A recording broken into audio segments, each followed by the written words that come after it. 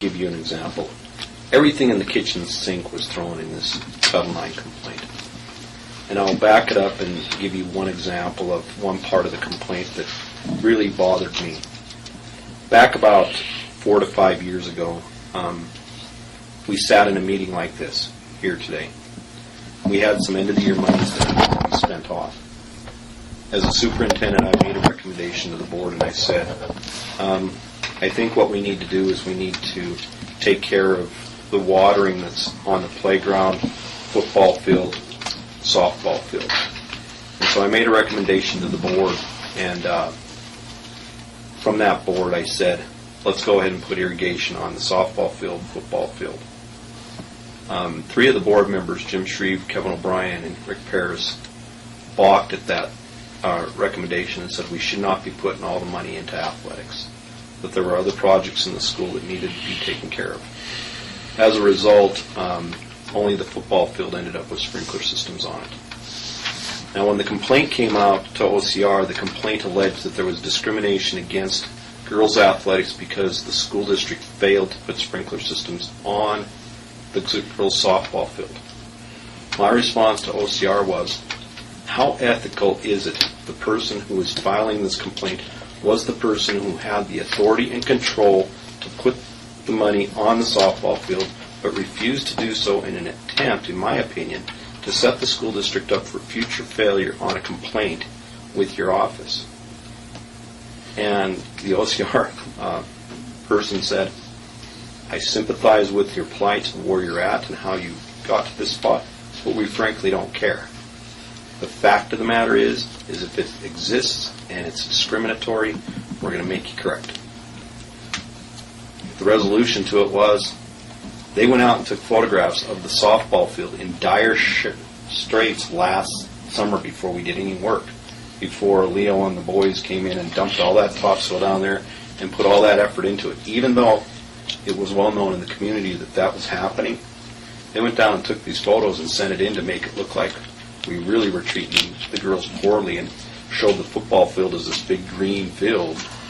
And quite honestly, the OCR investigators saw through that tactic and realized that just isn't right to do that kind of stuff, to set the school district up like that.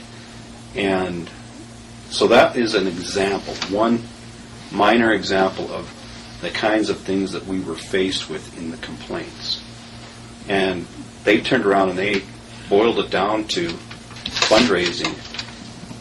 And I'll be honest with you, I think that it speaks well for the school district to say we've gone through being scrutinized pretty heavily by a very firm, strong organization as the Office of Civil Rights, and to come out that this is where we're at, I think speaks very well for the school district.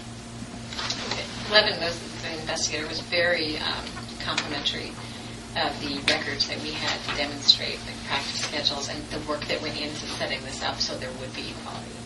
So he recognized that we were actually doing wonderful things.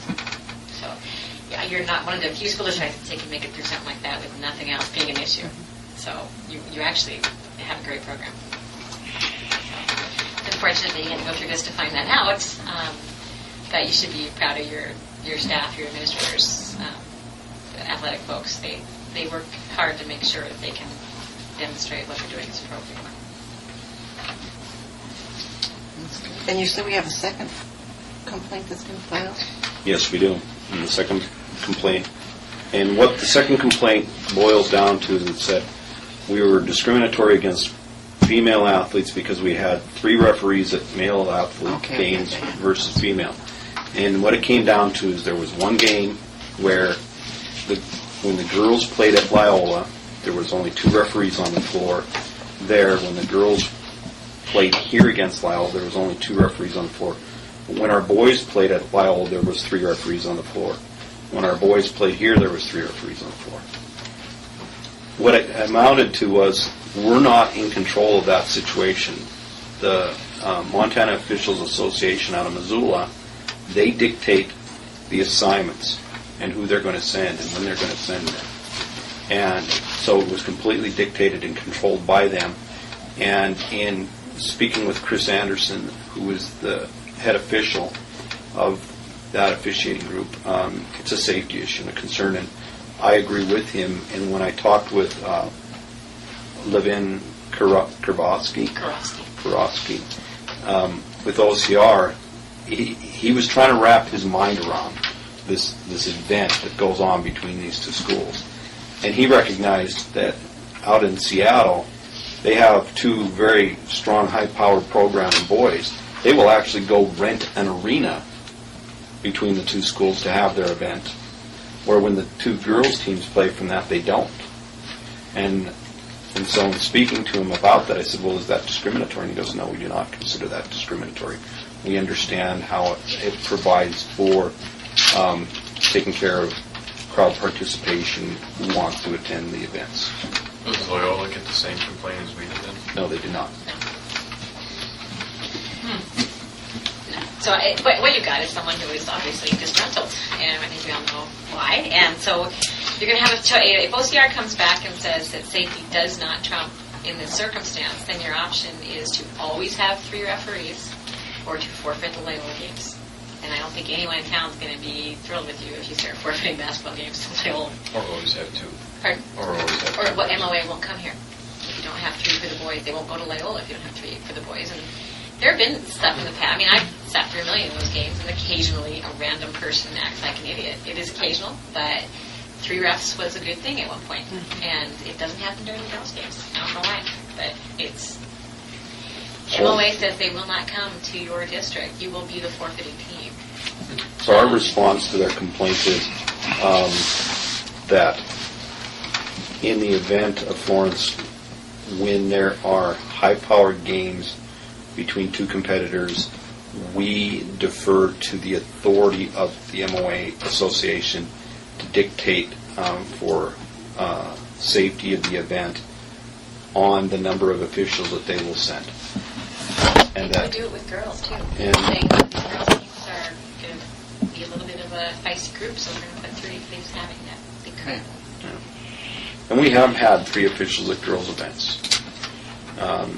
But it just, last year alone, we had 3 officials for girls' games up at Corvallis, but we had it for boys, too.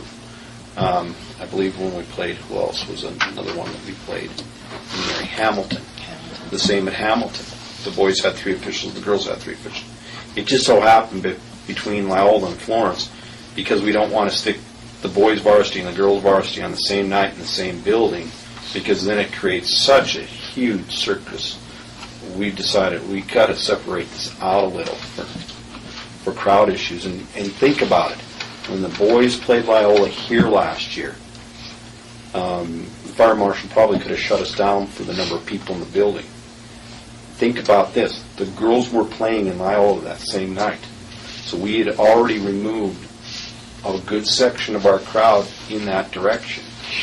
And that's one of the reasons why we can't have them both in the building in the same night. We don't have the facility to do it. We'd have to start renting, the field house or something in order to do it, because, $10,000 a night. We just can't do it. Yeah. And granted, we wouldn't fill the field house, but we don't have the seating in our gym to do it.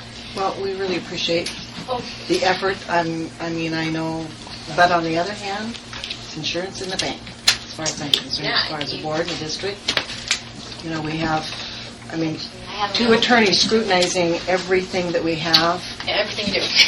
And the good thing is you came out of it with a lot of compliments from OCR about, in general, how your program worked. And that's rare for a school to get that kind of pat. So It could be discriminatory against the boys, too, if you think about it. There's an extra pair of eyes there. Well, they could call have them fouls. fouls. Exactly. I'm a big fan of 2 refs for a variety of reasons. Girls, there's a presumption, essentially, if the boys get something that girls don't, that there's a presumption that that's a discrimination activity, even when it could very well not suit you. Spoken like a true big man parent. Exactly. Is there no, All right, are there any other questions from the board members? Yeah. Are there no frivolous complaint that they won't consider?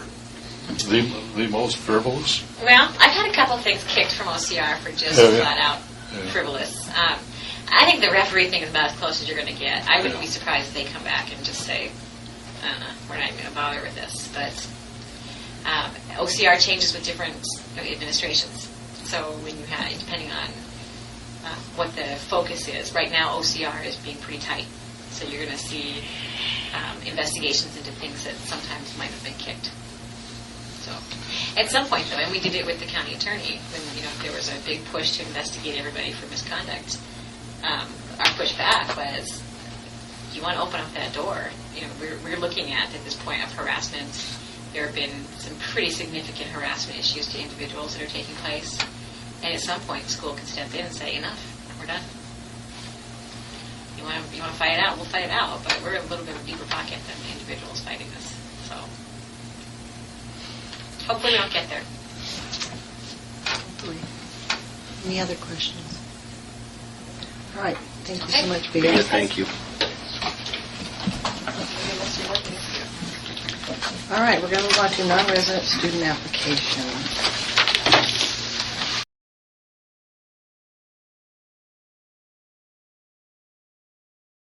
Community relations, but we are really going to have to get the message out about the real bottom line effect of how this new Title IX agreement deal is going to go with the athletic fundraising and all of that kind of stuff.